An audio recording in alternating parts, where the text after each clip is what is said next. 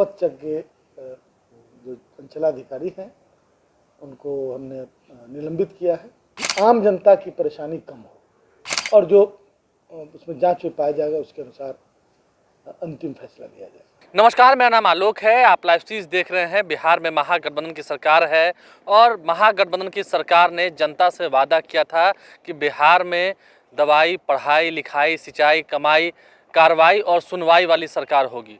तो समझ सकते हैं इस वक्त की बड़ी खबर निकल के आ रही है। राजस्व एवं भूमि सुधार विभाग से महागठबंधन की सरकार ने सुनवाई भी करनी शुरू कर दी है और कार्रवाई भी करनी शुरू कर दी है जो भ्रष्ट अधिकारी हैं। देखिए मेरे हाथ में ये आदेश है जो राजस्व एवं भूमि सुधार विभाग की ओर से जारी किया गया है। नंदकिशोर प्रसाद निराला संपतचक के सीईओ हैं, उन्हें सस्पेंड कर दिया गया है। देखिए संपतचक के सीईओ हैं, पहले डीएम ने इसकी जांच की है जो उन पर तमाम आरोप लगाए गए थे। देखिए सीईओ और वीडियो को लेकर आम जनता जो है वो कई दफ़ा शिकायत लेकर आती है, लेकिन होता क्या है, सिर्फ बहस होती है, सिर्फ बातें रखी जाती हैं, लेकिन बाद में कुछ होता नहीं है।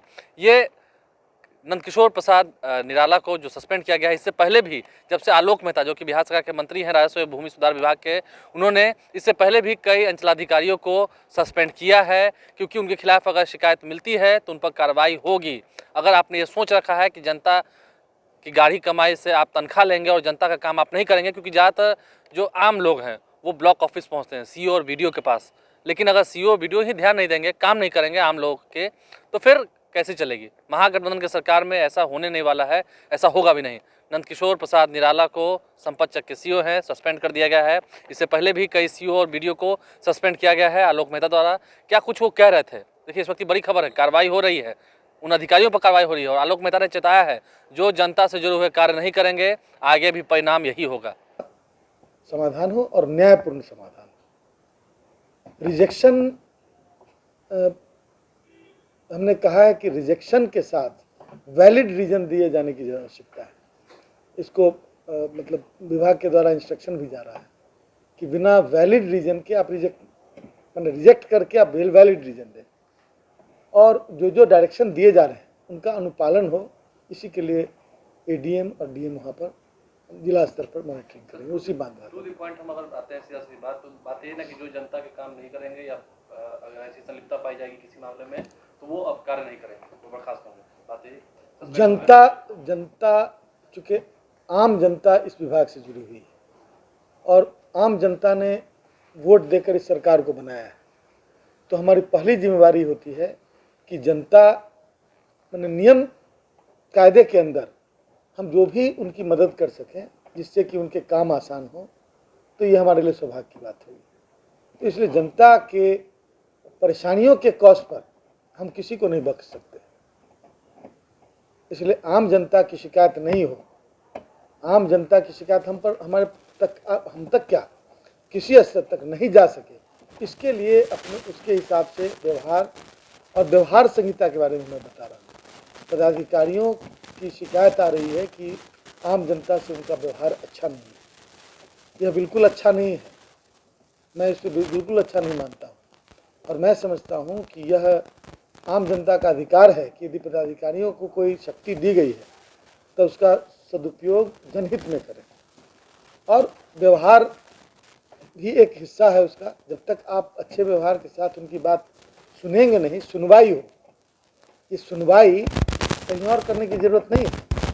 ये सारे कोर्ट बने हुए हैं, सारे पदाधिकारी के पास कोर्ट है, उस कोर्ट में उनकी प्रॉपर सुनवाई हो और प्रॉपर कार्रवाई हो, तब मैं समझता हूँ कि यह विभाग के जो उद्देश्य हैं उनकी पूर्ति हो सकेगी। और होता हुआ दिख रहा है तो उसे 3 महीना में करके आम जनता को परेशानी से बचाने का काम, यही क्रैशिंग है। तो एक उससे पदाधिकारियों की एफिशिएंसी और का पता चलता है या फिर उसको बढ़ाने की आवश्यकता है यदि कम है तो, और जहाँ कहीं अनियमितता नज़र आती है तो जांच के लिए जांच होने तक मैंने निलंबित भी करना पड़ता है। हमें बिल्कुल इच्छा नहीं होती निलंबित करने की, लेकिन परिस्थितियाँ ऐसी हैं जहाँ पर कोई इस तरह की घटना का पता चलता है और उस पर जांच होती है, उसमें पाया जाता है, तो उस पर जब तक विभाग एक्शन नहीं लेगा तब तक मैं समझता हूँ कि एक जो चेंजेज होना चाहिए वो चेंजेज होता हुआ नहीं दिख रहा है।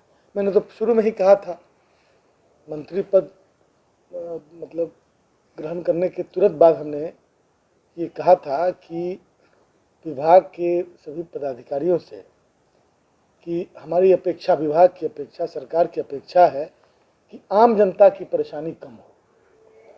जहाँ लिटिगेशन है, जहाँ कोई ऑब्जेक्शन है, जहाँ कोई कानूनी बाधा है, उसके लिए थोड़ी देर होती है तो वो कोई बात नहीं है, लेकिन उसकी भी एक लिमिट है और वो समय सीमा के अंदर होना चाहिए। लेकिन जहाँ कुछ नहीं है, सिंपल म्यूटेशन है, परिमार्जन है, इस तरह के केसेस में अननेसेसरी डिले ये क्यू को लंबा करता है। जब क्यू लंबा होता है तो असंतोष बढ़ता है, भ्रष्टाचार पैदा होता है। तो इन तमाम कारणों को समाप्त करने की कोशिश हमारी होगी और उसी क्रम में हमने पिछले दिनों यह कहा भी था कि भ्रष्टाचार से परहेज होना चाहिए और जब तक साक्ष्य नहीं होगा तब तक उस पर पूरी कार्रवाई नहीं हो सकती, लेकिन जब आंशिक साक्ष्य भी मिलता है तो उस पर जांच जरूर की जानी चाहिए, ऐसा हमने कहा था और ऐसी कार्रवाई हमारा विभाग कर रहा है। तो आज भी पटना के जिलाधिकारी द्वारा करवाए गए जांच की रिपोर्ट के आधार पर मैंने यहाँ के संपतचज्ञ जो अंचलाधिकारी हैं उनको हमने निलंबित किया है और अगले मतलब जांच, उसके बाद जांच होगी, विभागीय जांच होगी और जो उसमें जांच में पाया जाएगा उसके अनुसार अंतिम फैसला लिया जाएगा। अभी तत्काल उन्हें निलंबित किया गया है। तो आलोक मेहता ने क्या कुछ कहा है हमने आपको सुनवाया है, क्या कुछ उन्होंने अपनी बातों को रखा है। हालांकि आम जनता का काम होना चाहिए, महागठबंधन की सरकार ने लोगों से वादा किया था और जब जनता का काम ही नहीं होगा, जनता ही निराश रहेगी, ब्लॉक ऑफिस में जाएगी और सीओ बीडीओ काम नहीं करेंगे, भ्रष्टाचार बढ़ेगा उससे, तो फिर फ़ायदा क्या। ऐसे में आदेश निकाल दिया गया है, सस्पेंड कर दिया गया है और आने वाले समय में आलोक मेहता ने भी कहा है जब जब जरूरत पड़ेगी जांच में अगर दोषी पाए जाएंगे, अंजाम यही होना है। आप समझ सकते हैं। आप लाइव स्ट्रीम से बने रहे। महागठबंधन की सरकार ने लोगों से किए हुए वायदे पूरे करने शुरू किए हैं, लेकिन कितना वायदा वो पूरा कर पाएंगे। अभी तो 10 लाख नौकरी रोजगार भी देना है, 20 लाख का टारगेट कब तक पूरा हो पाएगा देखना होगा। हमारे चैनल को सब्सक्राइब कर लें, साथ साथ फेसबुक पेज भी लाइक करें। धन्यवाद। संपतचज्ञ जो अंचलाधिकारी हैं उनको हमने निलंबित किया है। आम जनता की परेशानी कम हो और जो उसमें जांच में पाया जाएगा उसके अनुसार अंतिम फैसला लिया जाएगा।